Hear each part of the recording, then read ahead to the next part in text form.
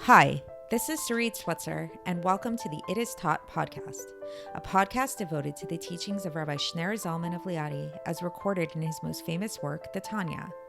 My hope for this show is to make these teachings accessible and relatable to the average person, regardless of prior Jewish education or affiliation. The episodes follow the prescribed daily study portions and are meant to serve as practical lessons in how to live your life as your true self and develop an authentic and powerful relationship with your Creator. I have personally experienced the effects the study of this work has had on me, and I'm excited to share what I can of this knowledge with you. So please join me on this journey of learning, self-growth, and connection with your source.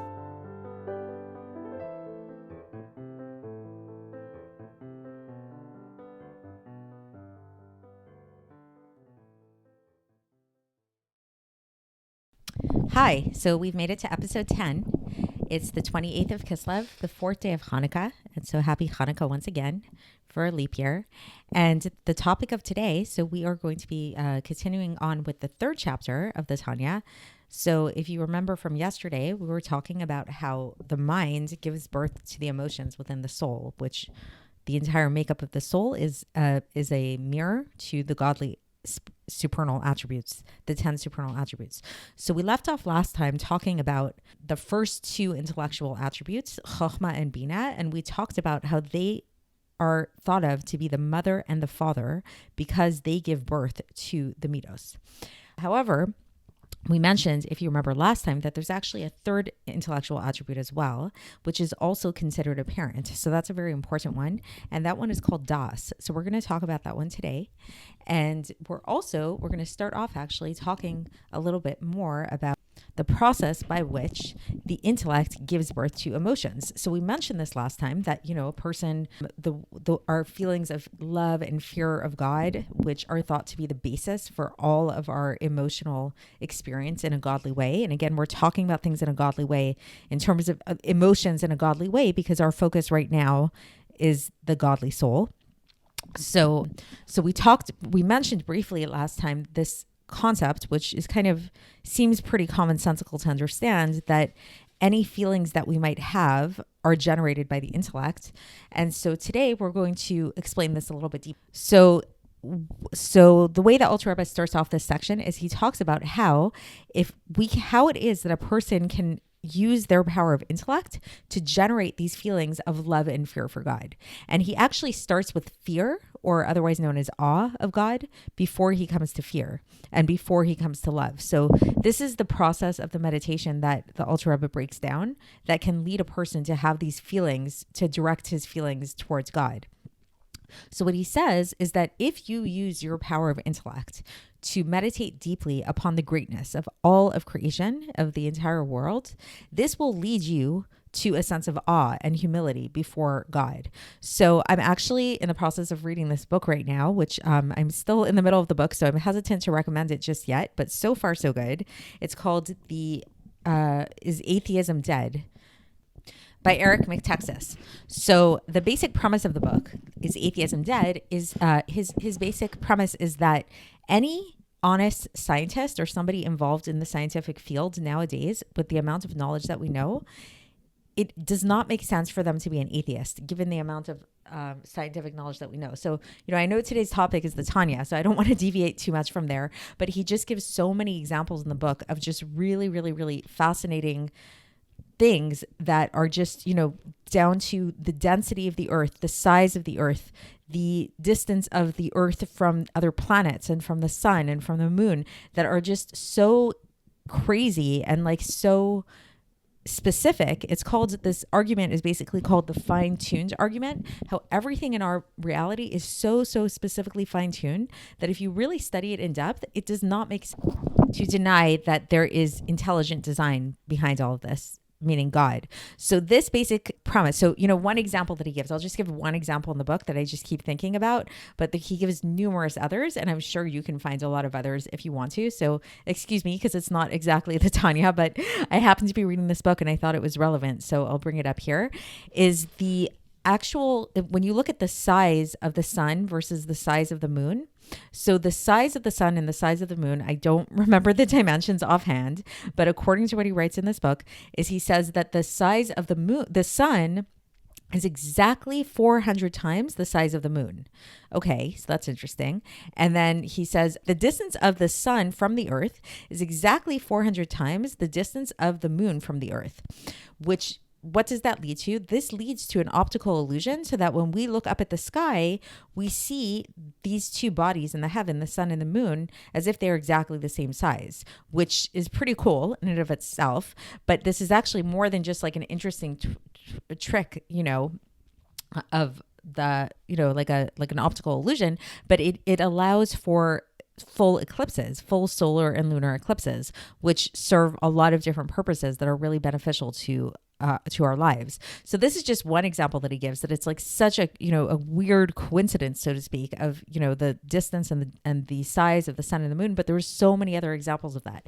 So if we go back to the Tanya of the day, this is exactly what he's saying. Is he says that when you use your intellect to meditate upon all these things and meditate upon the greatness of the entire world and how God is filling everything, this will naturally lead you to a sense of awe of your creator. You will be filled with a sense of awe.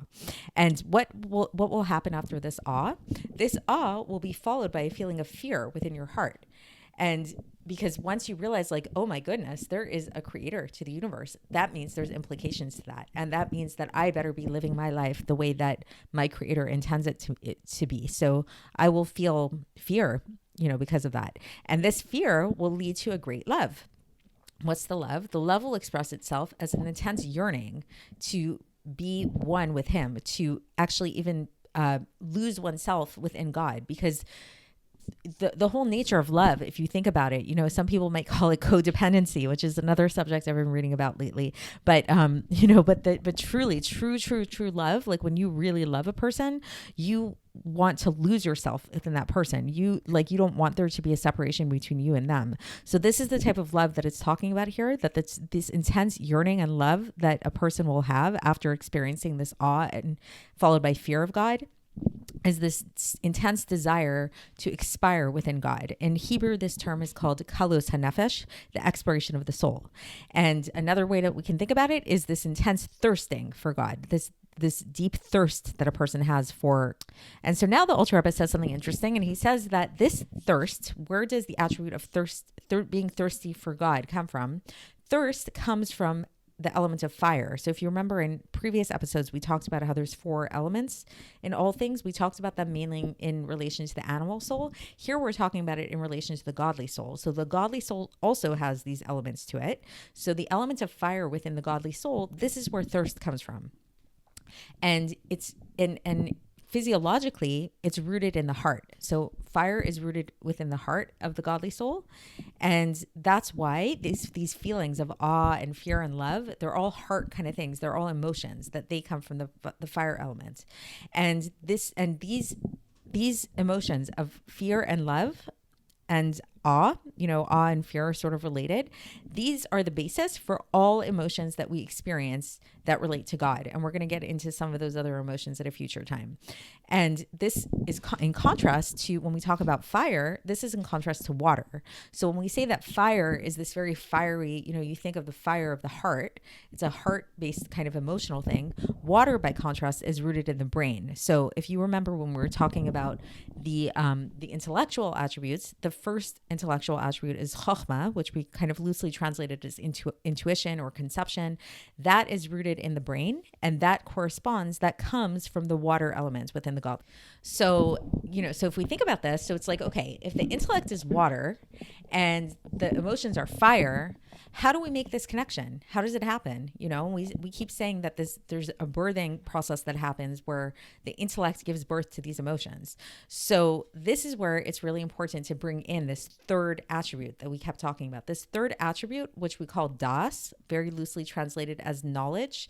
This serves as an intermediary between the mind and the heart. And the Alter Rebbe says that if you don't have this attribute of das, which we're going to learn about what that means exactly, a person might feel something, but he calls these feelings vain fancies. In Hebrew, dimonot shav, like it's a fantasy, basically. So the way that we can basically understand this is if you've ever had a teacher or a professor or something like that who, may have known the subject that they were teaching really well. Let's say they knew it inside and out. You could ask them any question on the subject, everything, but you kind of got the sense that they weren't really passionate about what it was that they were teaching. That kind of comes across. Maybe it doesn't always come across, but it often will come across. And maybe you've experienced that yourself as well. So this attribute that allows a person to feel passionate about what it is that they're teaching and not have it just be some intellectual exercise is this attribute of das, because this attribute of das is that thing that makes a person feel attached, that makes the person feel like what it is that they're learning is something personal and it's not just something abstract. And this is why we find this term das in a really interesting place in the very beginning of the Bible, in the book of Genesis, where it's describing the relationship between Adam and Eve, and it's describing them in the intimate act, in the act of being physically intimate with one another. And the term that's used is das, it says Ve'adam yada et Chava, that Adam knew Eve. And so we see once again that this concept, this word das, is associated with an act of great intimacy, of great attachment. So the difference between knowing something on a purely intellectual level, whether it's on the level of chokhmah, which is this like conception of the idea, bina, which is a more fleshed out analysis and more in-depth understanding of the idea, you still really need that level of das, which is where the idea becomes personal and it becomes something that's really relatable and attached to you in order to birth the emotions in a really, really real way, in an authentic way. So this is why this level of das is considered to be that third parent, which serves as the intermediary between the intellect and the emotions and gives birth ultimately to these emotions of fear of God, of awe of God, of love of God, and all the other emotions which are contained within those as well. Okay, and that's it for today, and I look forward to speaking to you tomorrow. Thanks for listening to the It Is Taught podcast, hosted by Sarit Switzer. This podcast is dedicated in loving memory of my maternal grandfather, Avraham Yitzchak ben Binyamin HaKohen of blessed memory. Music by Shoshana. If you enjoyed this episode and would like to support the show, please share it with others and subscribe on YouTube, Apple iTunes, Spotify, or wherever you listen to podcasts. And make sure to leave us a 5-star review. To find out more about the It Is Taught project, including more information on my soon-to-be published book, please visit our website, itistaught.com. To catch the latest from me, follow me on Facebook, Instagram, and Twitter. Looking forward to speaking with you tomorrow, and until then, have a great day.